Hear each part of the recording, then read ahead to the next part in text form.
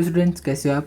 आज हम आपके स्टैंडर्ड 9th हिस्ट्री का चैप्टर नंबर 2 जिसका नाम है इंडिया इवेंट्स आफ्टर 1960, इसको आज हम स्टार्ट करने वाले हैं। तो ये इस चैप्टर का लेक्चर नंबर 1 होने वाला है और मैं मोस्टली ट्राई करूंगा कि ये पूरा का पूरा चैप्टर हमारे 2 लेक्चर्स में कंप्लीट हो जाए, क्योंकि काफ़ी छोटा चैप्टर है, उतना बड़ा चैप्टर भी नहीं है। तो 2 लेक्चर में आराम से चैप्टर हमारा कंप्लीट हो जाएगा। तो अभी देखो, ये चैप्टर में हम क्या पढ़ने वाले हैं, इंडिया इवेंट आफ्टर 1960। अब 1960 देखकर ही आपको मालूम पड़ा होगा कि हम कौन से टाइम की बात करने वाले हैं। हम बात करने वाले हैं पोस्ट इंडिपेंडेंस पीरियड के बारे में। तो देखो, साल 1947 में हमें आज़ादी मिली, साल 1950 में हमें रिपब्लिक मिला और साल 1960 से कुछ बड़े बड़े मेजर चेंजेस आने लगे हमारे देश में। ऑब्वियस सी बात है कि 1947 में ही आज़ादी मिली थी, 1950 में रिपब्लिक हुआ था, तो कम से कम 10 साल तो लगेगा ही कोई भी कंट्री को अपनी नई नई कंट्री को अपनी प्लानिंग करने में। अब 10 साल लगा सारी की सारी प्लानिंग सब कुछ करने में। उसके बाद 1960 में कुछ मेजर चेंजेस होने लगे हमारी कंट्री में। तो आज इस चैप्टर में हम वही मेजर चेंजेस को पढ़ने वाले हैं। देखो, India became independent in 1947. India accepted the constitution in 1950 and became a sovereign democratic nation. The Indian society is multicultural and people of various languages, religions, ethnicity and caste live together. तो ये बात तो हमें पता है कि 1947 में आज़ादी मिली, 1950 में रिपब्लिक मिला और इंडिया में अलग अलग जात, धर्म और आइडियोलॉजी के लोग एक साथ मिलजुल कर रहते हैं। अब आगे देखते हैं कि during the initial period after independence India needed to solve different issues of economic, political and social development. अब देखो, ऑब्वियस सी बात है कि इंडिया में सिर्फ एक रिलीजन के लोग नहीं हैं। इंडिया में हिंदू, मुस्लिम, क्रिश्चियन, बुद्धिस्ट, सिख, बहुत सारे अलग अलग रिलीजन के लोग रहते हैं। तो इसीलिए अलग अलग लोगों के बीच में बहुत ज़्यादा इश्यूज़ होते हैं, political, social development, economic issues, ये सब बहुत ज़्यादा होते हैं। तो इसीलिए इंडिया को ये सब को फेस करना पड़ा और ओवरकम करना पड़ा था इंडिया पोस्ट इंडिपेंडेंट पीरियड में। The establishment of planning commission and emphasis on industrialisation was a mean to achieve economic development and to eliminate poverty. तो अब देखो, क्योंकि अब इंडिया एक गरीब देश था, जब हमें आज़ादी मिली इंडिया कोई डेवलप देश नहीं था, तो यहाँ पे पॉवर्टी बहुत ज़्यादा थी, यहाँ पे जॉब नहीं थी लोगों के पास। तो इसीलिए एक प्लानिंग कमीशन बनाया गया ताकि इंडिया में बड़ी बड़ी इंडस्ट्री सेटअप हो, ढेर सारे इंस्टीट्यूशन बने, जिससे हमारी इंडिया में जो गरीबी है वो दूर हो। Successful conduct of election and faith in democratic tradition made it possible for us to achieve political stability. अब देखो, political stability भी होना बहुत ज़्यादा ज़रूरी है। तो इसके लिए सक्सेसफुल इलेक्शन हुए और लोगों का जो फेथ था, लोगों का जो भरोसा था, वो डेमोक्रेटिक ट्रेडिशन में थोड़ा बढ़ा। इसकी वजह से पॉलिटिकल स्टेबिलिटी मिली और एक पॉलिटिकल पार्टी बहुत लंबे समय तक हमारे इंडिया में अच्छे से अपने टाइम पीरियड में काम कर पाई। At the same time several social reforms including policies and program for weakened section of the society sought to be implemented. तो यही टाइम पे क्या हुआ, तो ये देखो, ऐसा कोई कंट्री में नहीं होता, रेयरली कोई कंट्री में ऐसा होता है कि लोगों को उनके काम के ऊपर डिवाइड किया जाए। अब देखो, कोई अगर बहुत बड़ी जात धर्म का है तो उसको क्या बोलते हैं, ब्राह्मण बोलते हैं। फिर उससे नीचे क्षत्रिय, ऐसे कर कर शत्रु, ऐसे कर करके मतलब बहुत सारे नीचे नीचे लोअर लोअर क्लास होते हैं। सबसे नीचे क्लास कौन रहते हैं, जो ज़मीन साफ़ करते हैं, गटर साफ़ करते हैं। तो ये सब, तो ये बहुत ज़्यादा गलत बात है जो हमारे इंडिया के हिस्ट्री में हमारे एंसेस्टर्स ने की। बहुत ज़्यादा बुरा काम था जो उन्होंने किया कि लोगों के उनके काम के ऊपर उनका सरनेम दे दिया, उनको डिवीज़न कर दिया। तो इसीलिए जो कम स्तर के जो लोग थे उनके साथ बहुत ज़्यादा इनजस्टिस होती थी। तो इसीलिए उनके लिए रिजर्वेशन और अलग अलग चीज़ें उनके लिए इस इंडिया में हुई, हमारे इंडियन हिस्ट्री में हुई, ताकि इनका थोड़ा अपलिफ्टमेंट हो, इनको जो सोसाइटी निग्लेक्ट करती थी इनको थोड़ी पावर मिले और ये भी बड़ी कास्ट वालों के साथ काम करे आके मिलके। अब देखते हैं कि 1960s में क्या क्या हुआ। In the decade of 1960s, several events occurred with a huge impact on political situation in India. अब देखो, ऑब्वियस सी बात है कि 1960s में ही तो सारी चीज़ें इंप्लीमेंट होने लगी। अब जब सारी चीज़ें इंप्लीमेंट होगी, सब कुछ सबका एग्जीक्यूशन होगा, सारे प्लान्स का एग्जीक्यूशन होगा, तो ऑब्वियस सी बात है कि प्रॉब्लम्स आने ही वाली है और इन प्रॉब्लम्स को फेस करके ही कंट्री अच्छी कंट्री बनती है।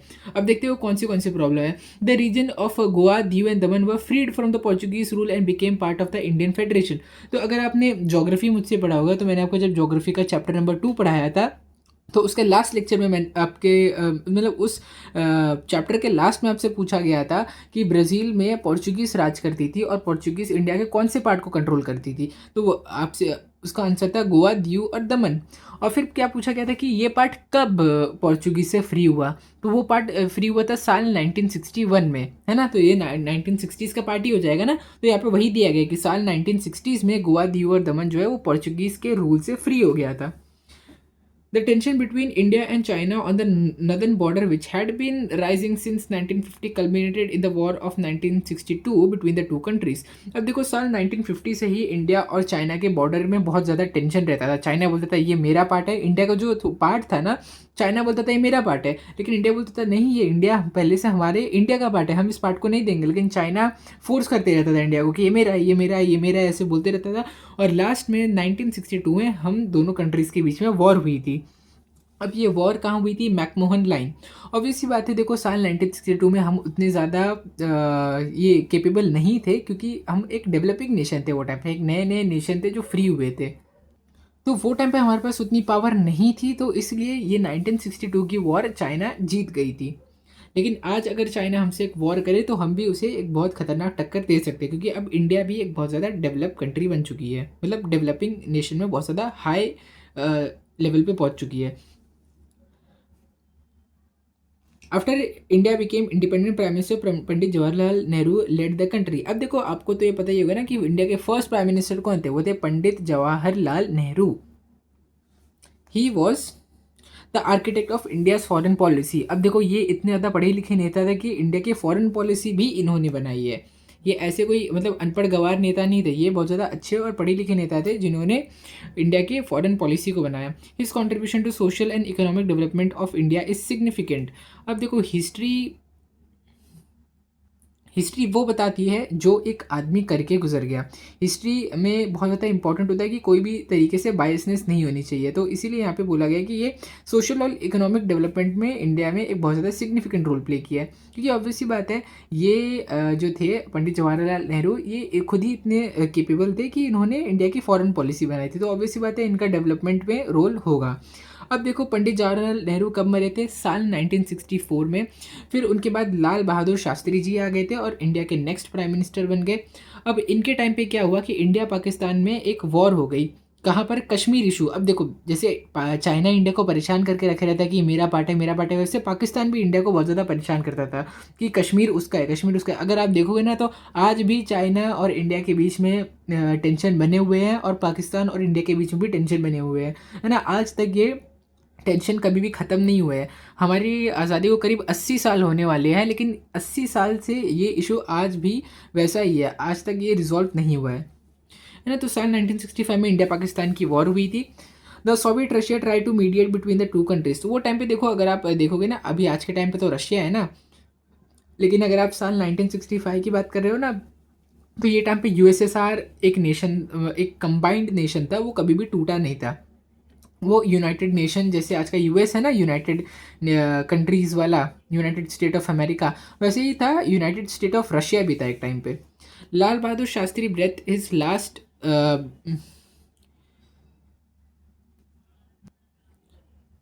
कि इन्होंने अपनी आखिरी सांस कहाँ पर ली? तक्षकेंत इन 1966. तो देखो लाल बहादुर शास्त्री की डेथ को ना बहुत ज़्यादा कंट्रोवर्शियल माना जाता है. अब वो क्यों माना जाता है आपको पता है? कि ना लाल बहादुर शास्त्री के टाइम पे हमारी इंडिया ना one of the first countries होने वाली थी जो न्यूक्लियर पावर बनने वाली थी. पूरी तरीके से न्यूक्लियर सफिशिएंसी हमारे पास होने वाली थी. ऐसा नहीं था कि हमारे पास सिर्फ न्यूक्लियर बॉम्ब होंगे, हमारे पास न्यूक्लियर बॉम्ब तो होते ही, उसी के साथ साथ हम न्यूक्लियर एनर्जी का अच्छा यूज़ भी करने वाले थे, जैसे कि इलेक्ट्रिसिटी बनाने में, ये सब चीज़ों में.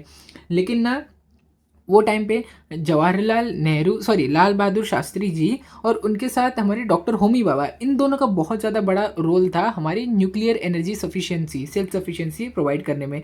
लेकिन थियरी क्या बोलती है कि अमेरिका का जो CIA था ना, वो बहुत ज़्यादा जलता था. वो नहीं चाहता था कि कोई भी कंट्री न्यूक्लियर पावर बने, क्योंकि अगर कोई भी कंट्री न्यूक्लियर पावर बन गई तो अमेरिका से कुछ भी नहीं बिगाड़ पाएगा. तो इसीलिए बोला जाता है कि बहुत ही ज़्यादा मिस्टीरियस तरीके से CIA ने लाल बहादुर शास्त्री जी और डॉक्टर होमी बाबा जी, इन दोनों को मात्र 1 महीने के अंदर मरवा दिया. डॉक्टर होमी बाबा जो थे वो प्लेन क्रैश में मरे थे, और जो लाल बहादुर शास्त्री जी थे वो मरे थे बहुत ज़्यादा मिस्टीरियस तरीके से. अब वो भी उतना क्लैरिफाइड नहीं है.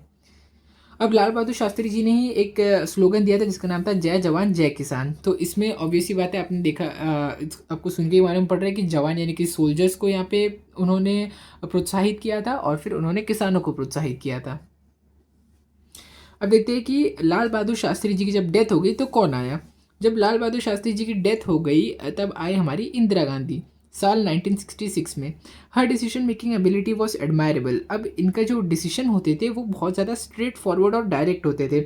हर decision regarding the nationalisation of bank and cancelling the pensions of prince had reaching effect. तो इनका बहुत ज़्यादा इंपॉर्टेंट रोल क्या है कि बैंक को नेशनलाइज करना। अब वो टाइम क्या होता था ना कि लोग डरते थे अपने घर में पैसा रखने से, क्योंकि अगर वो घर में पैसा रखेंगे तो कोई आके चोरी कर देगा। तो इसीलिए लोग मजबूरन अपना सारा घर का पैसा ना बैंक में रखते थे। अब इसकी वजह से क्या होता था कि बैंक को बहुत ज़्यादा फ़ायदा होता था, क्योंकि वो बैंक ना जब इन गरीब लोगों के पैसे को देता था, जब अमीर लोग को लोन देता था, तो वो अमीर लोग से बहुत ज़्यादा हाई अमाउंट ऑफ लोन वो लेता था बैंक। तो इसकी वजह से जो बैंक के ओनर्स थे उनके पास क्रेजी अमाउंट ऑफ मनी आने लगा, इतना बहुत ज़्यादा पैसा उनके पास होने लगा कि इतना पैसा होने लगा कि इनके पैसे पर गवर्नमेंट की नज़र पड़ गई। और फिर इंदिरा गांधी ने क्या बोला कि इतना ज़्यादा प्रॉफिट किसी भी इंडिविजुअल को नहीं होना चाहिए, इसीलिए बैंक को प्राइवेट नहीं गवर्नमेंट होना चाहिए। तो इसकी वजह से क्या होगा, जो पैसा है वो गवर्नमेंट के पास जाएगा और गवर्नमेंट वही पैसा आम लोगों के वेलफेयर में यूज़ कर पाएगी। During her 10 year Pakistan's oppressive policy in the east resulted in a big movement there। अब देखो इनके टाइम पे ना पाकिस्तान ने बहुत ज़्यादा परेशान किया था इंडिया को जब ये प्राइम मिनिस्टर थे। This movement was led by Sheikh Mujibur Rahman and his organisation Mukti Bahini. तो अब ये जो पाकिस्तानी मूवमेंट थी इंडिया को परेशान करने के लिए, इंडिया को अलग करने के लिए, किसने की थी? शेख मुजीबुर रहमान ने किया था, और उसके ऑर्गेनाइजेशन का नाम क्या था? मुक्ति बहिनी। This crisis in the East Pakistan affected India as well because millions of refugee came to India। अब देखो पाकिस्तान में बहुत ज़्यादा, क्योंकि वो टाइम पे वायलेंस होने लगा, प्रोटेस्ट होने लगा लोगों के खिलाफ, एक दूसरे में इतनी ज़्यादा टेंशन होने लगी ना कि लोग अपना पाकिस्तान कंट्री छोड़ छोड़ कर इंडिया में आने लगे। तो इसीलिए वो हो गए इंडिया के रेफ्यूजी, है ना। तो वो टाइम पे भी पाकिस्तान से बहुत सारे लोग इंडिया में आए थे और आज वो इंडिया में बस चुके हैं। अब देखते हैं साल 1970s में क्या हुआ। The 1971 war between India and Pakistan led to the creation of an independent country called Bangladesh. अब देखो क्या हुआ था ना कि जो एक था ईस्ट पाकिस्तान और एक था वेस्ट पाकिस्तान। अब जो वेस्ट पाकिस्तान में जो ईस्टर्न पाकिस्तान के लोग थे वो लोग ना उन लोगों को बहुत ज़्यादा परेशान करते थे, वेस्टर्न पाकिस्तान के लोगों को। तो इसलिए ना उनके बीच में बहुत ज़्यादा टेंशन होने लगा। तो इसीलिए हमारी इंडियन गवर्नमेंट ने क्या फ़ैसला लिया कि जो वेस्टर्न पाकिस्तान के में जो ईस्ट पाकिस्तान के लोग हैं उन लोग को वापस भेजो ये ईस्ट पाकिस्तान में, सॉरी, उनको वापस आप वेस्ट पाकिस्तान में भेज दो। और जो ईस्ट पाकिस्तान है, ईस्ट पाकिस्तान का नाम चेंज करके क्या रख दिया गया वेस्ट बंगाल। सॉरी, वेस्ट बंगाल बोल रहा हूँ, बांग्लादेश। वेस्ट बंगाल तो इंडिया का ही पार्ट है ना। बांग्लादेश नाम रख दिया गया उसका। जो ईस्टर्न पाकिस्तान था ना उसका नाम रख दिया Bangladesh. Role of prime minister Indira Gandhi strong leadership was prominent in this issue. तो इस ये जो बांग्लादेश का जो क्रिएशन था इसके अंदर ना इंदिरा गांधी का बहुत ज़्यादा इंपॉर्टेंट रोल रहा है। As a part of India's policy to use atomic energy for peaceful purposes, India successfully carried out a ground test of an atomic device at Pokhran in Rajasthan in 1974।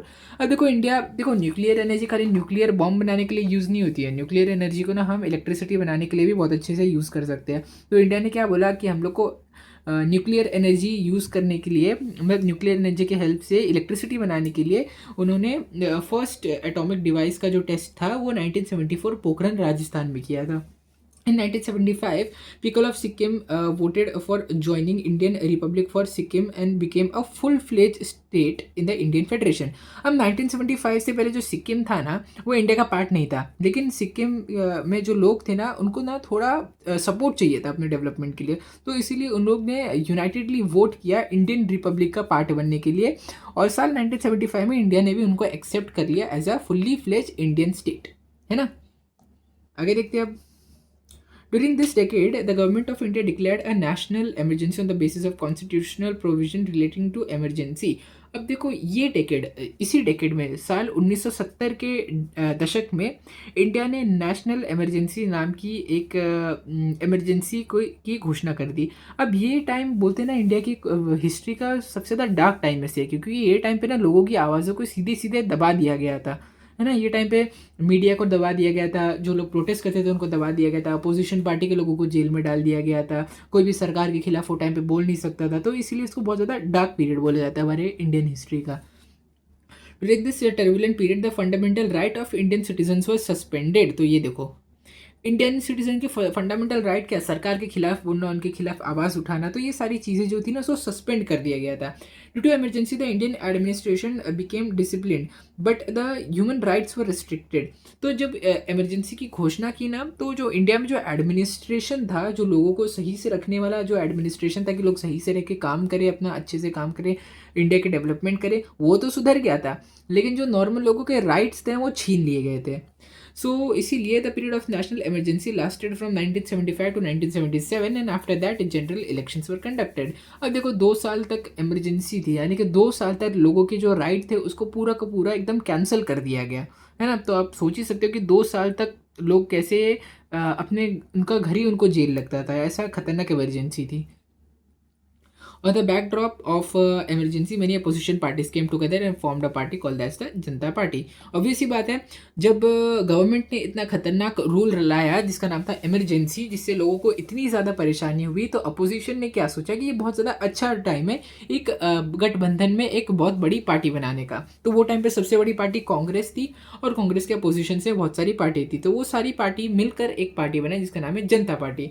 The Congress party led by Indira Gandhi was roundly defeated by this newly form Janata party. तो obvious सी बात है, क्योंकि इंदिरा गांधी ने ही emergency को impose किया, तो वो time के लोग इंदिरा गांधी से बहुत ज़्यादा गुस्सा थे, तो इसीलिए उन लोगों ने कांग्रेस को वोट नहीं दिया बल्कि इस नई जनता पार्टी को वोट दिया। तो इसकी वजह से क्या हुआ कि जो इंदिरा गांधी है वो हार गई, इंदिरा गांधी की जो पार्टी थी वो हार गई थी। तो अब इसके बाद मोरारजी देसाई इंडिया के पहले प्राइम मिनिस्टर बने, पहले नॉन कांग्रेस प्राइम मिनिस्टर बने इंडिया के। कौन थे वो? मोरारजी देसाई। बट जो इनकी जो लीडरशिप थी ना, वो ज़्यादा लंबी नहीं टिक पाई, क्योंकि इंटरनल डिफरेंस। अब पार्टी, क्योंकि ऑब्वियस ही बात है, जो पार्टी है ना, ये ढेर सारी बड़ी बड़ी मतलब ढेर सारी अलग अलग पार्टीज़ को मिलकर एक बड़ी पार्टी बनी थी ना। तो ऑब्वियस ही बात है कि इन दोनों की इंटरनल पार्टीज़ के बीच में भी कुछ डिफरेंसेस होते थे, टेंशन होते थे। तो इसी वजह से ना मोरारजी देसाई की गवर्नमेंट ज़्यादा लास्ट नहीं कर पाई। चरण Singh succeeded him but even his government was a short lived one. अब मोरारजी देसाई को रिप्लेस करके चरण सिंह नाम के आदमी आ गए थे, वो इंडिया के प्राइम मिनिस्टर बन गए, लेकिन इनकी भी सरकार ज़्यादा टिकी नहीं। तो इसीलिए वापस से साल 1980 में इलेक्शंस हुए और कांग्रेस पार्टी फिर से पावर के अंदर आ गई, है ना। तो देखो, ये आप बोल सकते हो बहुत ज़्यादा बड़ी अचीवमेंट या ऐसा कुछ रहा है कांग्रेस पार्टी का, कि जब तक अटल बिहारी वाजपेयी इंडिया के प्राइम मिनिस्टर नहीं बने थे, तब तक ऐसा कोई भी नॉन कांग्रेस प्राइम मिनिस्टर नहीं था जो कि अपने 5 साल पूरे इंडिया में as a prime minister complete कर पाए। तो अटल बिहारी वाजपेयी ऐसे पहले इंडिया के प्राइम मिनिस्टर बने थे जो कि कांग्रेस पार्टी से नहीं थे, लेकिन उन्होंने इंडिया के 5 साल का टेन्योर पूरा अपना कंप्लीट किया था और उनकी सरकार भी नहीं गिरी थी। अब उनके बाद एक सेकेंड प्राइम मिनिस्टर ऐसा है जो कि है प्राइम मिनिस्टर नरेंद्र मोदी, है ना। इनकी भी सरकार पिछले 10 साल से चली आ रही है, और ये भी ऐसे नॉन कांग्रेस प्राइम मिनिस्टर है जो अपनी सरकार को टिका पा रहे हैं। अब देखते हैं साल 1980s में क्या हुआ। During this decade the Indian political system face many new challenges. अब देखते हैं कौन से नए चैलेंजेस थे।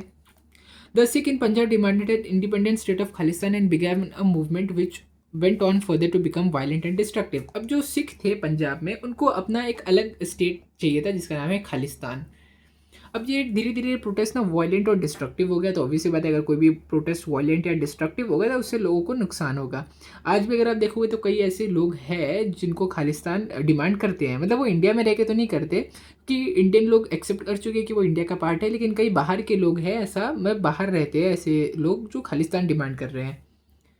Pakistan had lent it support to this movement. तो ऑब्वियसली बात है, पाकिस्तान क्या देखेगा, इंडिया में जिधर झगड़ा हो रहा है पाकिस्तान उस झगड़े को बढ़ाना चाहेगा, उस झगड़े आग में घी डालना चाहेगा, तो इसीलिए पाकिस्तान ने भी इस खालिस्तानी मूवमेंट को सपोर्ट किया। The Indian Army was sent to the Golden Temple at Amritsar, a holy shrine of Sikhs in 1984 to evict the terrorists who had allegedly taken shelter there. अब गोल्डन टेम्पल का आपने नाम तो सुना ही होगा कि बहुत बड़ी रिलीजियस प्लेस है पंजाब में। अब ये जो सिख थे ना, खालिस्तानी टेररिस्ट ये जो थे, जिन लोगों को खालिस्तान चाहिए था, तो ये ना इस गोल्डन टेम्पल में वो पनाह लेकर बैठे थे, यहाँ पे छुप कर बैठे थे और यहाँ से लोगों को परेशान करते थे। तो इसीलिए इंडियन आर्मी वहाँ पर गई इनका सफाया करने के लिए। और फिर देखो, जब इनका सफाया हुआ ना, तो बहुत ज़्यादा जो खालिस्तानी सपोर्टर्स है वो बहुत ज़्यादा लोग मारे गए, बहुत ज़्यादा सिख मारे गए वहाँ पे। तो इसीलिए जो सिख लोग थे वो इंदिरा गांधी से बहुत ज़्यादा गुस्सा हो गए थे। तो इसीलिए इंदिरा गांधी के एक बॉडीगार्ड जो कि सिख ही थे, इन्होंने इंदिरा गांधी को गोली मारकर उनका असैसिनेशन कर दिया। During this period, an organization called United Liberation Front of Assam (ULFA) carried a major movement in the northeast India. अब यही टाइम पे जब मतलब सिख लोगों का जो टेंशन वो चल रहा था, तब यही टाइम पे United liberation front of Assam नाम की एक ऑर्गेनाइजेशन ने अपना एक मेजर मूवमेंट स्टार्ट किया नॉर्थ ईस्ट इंडिया में। तो अब ये एक अलग सतर था इंडियन गवर्नमेंट के लिए। Right after assassination of Indira Gandhi 1984, Rajiv Gandhi became the Prime Minister of India. अब ऑब्वियस सी बात है कि जब इंदिरा गांधी प्राइम मिनिस्टर थे इंडिया के, तो उनका असैसिनेशन हो गया, उनको गोली मार दी गई और वो मर गए। तो इसके बाद किसी को तो प्राइम मिनिस्टर बनना ही पड़ता ना, तो वो प्राइम मिनिस्टर बने इंदिरा गांधी के बेटे Rajiv Gandhi. He tried to make several reforms in the field of Indian economy, science and technology. He took lead in solving the issues of Tamil minority in Sri Lanka. तो अब देखो, ये जैसे ही राजीव गांधी जैसी पावर में आए, तो इन्होंने साइंस और टेक्नोलॉजी पे बहुत ज़्यादा एक्स्ट्रा फोकस दिया। और इन्होंने जो तमिल मतलब जो आज हमारे तमिलनाडु के लोग हैं, उसकी एक माइनॉरिटी श्रीलंका में रहती थी, तो श्रीलंकन और तमिलनाडु के बीच में टेंशन बने रहते थे। तो इस इशू को सॉल्व करने का भी बहुत अच्छा और इम्पोर्टेंट रोल प्ले किया था राजीव गांधी ने। He promoted the idea of united Sri Lanka with internal autonomy to the Tamil community, but his efforts in regard were proven to be vain. तो इन्होंने क्या बोला कि ये जो श्रीलंका है ना, इसको ऑटोनॉमी दे दो। मतलब कोई भी एक ऐसा स्टेट होता है जिसको ज़्यादा ऑटोनॉमी चाहिए, तो वो अपने ऊपर काम कर सकता है। वरना ना मतलब अगर किसी स्टेट के पास ऑटोनॉमी नहीं रहे ना, तो उसे ना सरकार से बार बार उसको सरकार से हर बात की परमिशन लेनी पड़ती है। इससे उसका काम स्लो हो जाता है, उस स्टेट की डेवलपमेंट स्लो हो जाती है ना। इसीलिए ऑटोनॉमी बहुत ज़्यादा इंपॉर्टेंट होता है कोई भी स्टेट के लिए। तो इस तमिल कम्युनिटी जो कि श्रीलंका में रहती थी, इस कम्युनिटी को हमें राजीव गांधी ने ज़्यादा ऑटोनॉमी देने का कोशिश की थी, ताकि ये जो इन माइनॉरिटी के खिलाफ जो भी काम होता था श्रीलंका में, वो थोड़ा कम हो जाए। लेकिन एट द एंड ये कोई भी काम में नहीं आया, और श्रीलंका एक अलग ही पार्ट हमारे इंडिया से बन गया। The Congress Party was defeated in the general election held in 1989. Several political parties formed coalition called the Janata Dal or the Vishwanath Pratap Singh, and the Vishwanath Pratap Singh became the next Prime Minister of India. अब देखो, साल 1989 में फिर से Congress party हार गई थी, और एक जनता दल और विश्वनाथ प्रताप सिंह, मतलब जनता दल नाम की पार्टी जीती, और विश्वनाथ प्रताप सिंह इंडिया के नेक्स्ट प्राइम मिनिस्टर बने। The policy for providing reservation for other backward classes is considered to be his most important contribution. अब देखो, जो विश्वनाथ प्रताप सिंह थे ना, ये इनका बहुत ज़्यादा इंपॉर्टेंट रोल क्या रहा है कि ओबीसी क्लास जो है इनके लिए रिजर्वेशन प्रोवाइड करने बहुत ज़्यादा इंपॉर्टेंट रोल इन्होंने प्ले किया। लेकिन अगर आप देखोगे ना, तो आज के टाइम पे जो ओबीसी रिजर्वेशन है, ये लगभग ना के बराबर हो चुका है। मतलब अब इसका कोई फ़ायदा ही नहीं है। तो ओबीसी मतलब कौन से लोगों के लिए था? अदर बैकवर्ड क्लासेस, जो मतलब बैकवर्ड क्लासेस थी, है ना। तो वही टाइम पे साल 1990s में बहुत ज़्यादा प्रोटेस्ट हुआ, और कई सारे जनरल कैटेगरी के जो बच्चे थे, उन्होंने अपने आप को ओबीसी कैटेगरी का बना लिया, ताकि वो ओबीसी के सारे फ़ायदे ले पाए। लेकिन अगर आप आज देखोगे ना, तो ऐसा है कि नीट का एग्ज़ाम करीब 23 लाख जन देते हैं। उसमें से आप देखोगे ना, तो अब ऐसा कुछ डेटा रहता है कि 8 लाख जनरल कैटेगरी के बच्चे हैं और 10 लाख ओबीसी है। तो अब आप देख सकते हो कि क्या जनरल कैटेगरी से ज़्यादा ओबीसी के बच्चे होते हैं? ऐसा बिल्कुल नहीं होता। कि लेकिन ना कैसे हुआ कि ओबीसी कैटेगरी के बच्चे ज़्यादा कैसे हो गए? क्योंकि जो जनरल कैटेगरी के बच्चे थे, कई लोगों ने अपने आप को ही जानबूझ के कन्वर्ट करा लिया ओबीसी में। तो देखो, ये सारी चीज़ें बहुत ज़्यादा गलत है कि किसी गरीब का हक नहीं मारना चाहिए लोगों को, लेकिन फिर भी लोग ऐसा करते हैं, जो कि नहीं करना चाहिए। He could not continue as prime minister due to internal differences in the party. तो मैंने आपको बोला था कि अटल बिहारी वाजपेयी एक ऐसे प्राइम मिनिस्टर थे जिन्होंने अपना टेन्योर पूरा किया था। तो इसीलिए जो जनता दल पार्टी के जो प्राइम मिनिस्टर थे, ये भी अपना 5 साल पूरा नहीं कर पाए। इन 1990 Chandrashekhar became the prime minister of India. His government was also short lived. अब देखो, 1989 में जब कांग्रेस हारी थी, तो एक साल के अंदर अंदर तो सरकार गिर गई। फिर चंद्रशेखर जो थे, वो फिर से इंडिया के प्राइम मिनिस्टर बने। लेकिन ये भी कांग्रेस के प्राइम मिनिस्टर थोड़ी थे, दूसरी पार्टी के थे ना, तो इसीलिए इनकी सरकार भी शॉर्ट लिव थी। और 1991 में फिर से इलेक्शन हुए, है ना। तो obvious सी बात है कि इलेक्शन में कौन जीतने वाला है? कांग्रेस जीत जाएगी। So the terrorist organisation in Sri Lanka liberation tiger of Tamil Nadu assassinated Rajiv Gandhi. तो देखो, अब जब 1989 में सरकार गिर गई, 1990 में भी सरकार गिर गई, तो 1991 में वापस इलेक्शन हुए। अब जब ये इलेक्शंस हुए, तो इलेक्शन की कैंपेन हमेशा होती है ना, कि कोई भी इलेक्शन जब होता है तो उस इलेक्शन की कैंपेन होती है, जिसमें पॉलिटिकल रैलीज निकलती है, अलग अलग मतलब नेता लोग अलग अलग रैली निकालते हैं ताकि लोग उसका पार्ट बने और लोग उनके लिए वोट करें। तो जब ऐसी एक रैली चल रही थी राजीव गांधी के टाइम पे, जब वो अपनी कांग्रेस पार्टी के लिए एक ऐसी रैली कर रहे थे, तो एक लड़की आई थी। वो ना राजीव गांधी को एक हार पहना दी। अब उस हार में क्या था, बॉम्ब था। अब जैसे ही उन्होंने राजीव गांधी को, वो उस लड़की ने हार पहनाया, वो बॉम्ब फट गया और राजीव गांधी वहीं पे असैसिनेट हो गए, यानी उनकी मौत हो गई। और उनकी मौत में किसको बोलते हैं, जो टेररिस्ट ऑर्गेनाइजेशन श्रीलंका की है और liberation tiger of Tamil Eelam, ये दो टेररिस्ट ऑर्गेनाइजेशन को बोला जाता है कि इन्होंने राजीव गांधी का असैसिनेशन किया। ठीक है। तो अब देखिए यहाँ पर मुझे लगता है कि हमें लेक्चर 1 एंड कर देना चाहिए, और अगले लेक्चर में हम यहाँ पे ये जो बचा हुआ पार्ट है आपका, ये पूरा कंप्लीट कर देंगे। ठीक है। तो मुझे उम्मीद है कि इसमें से जो भी पॉइंट थे मैंने आपको एकदम ईजी वे में इसकी पूरी की पूरी समरी आपको प्रोवाइड कर दी है, ताकि इससे जो जो भी कॉम्प्लेक्स इसमें इवेंट्स थे वो आपको बहुत ज़्यादा अच्छे और इजी मैनर में समझ में आएंगे। आपका काम क्या है कि आपको अलग अलग टाइम की डेट याद रखनी है और क्या क्या हुआ था आपको बस वही सब याद रखना है। बाकी एक्सप्लेनेशन आपको जो सिंपल तरीके से चाहिए था वो मैंने आपको दे दिया है। अब नेक्स्ट लेक्चर में हम आपका ये चैप्टर कंप्लीट कर देंगे। तो अगर आपको वीडियो अच्छा लगा होगा तो इस वीडियो को लाइक करो, शेयर करो और चैनल को सब्सक्राइब करो। Thank you.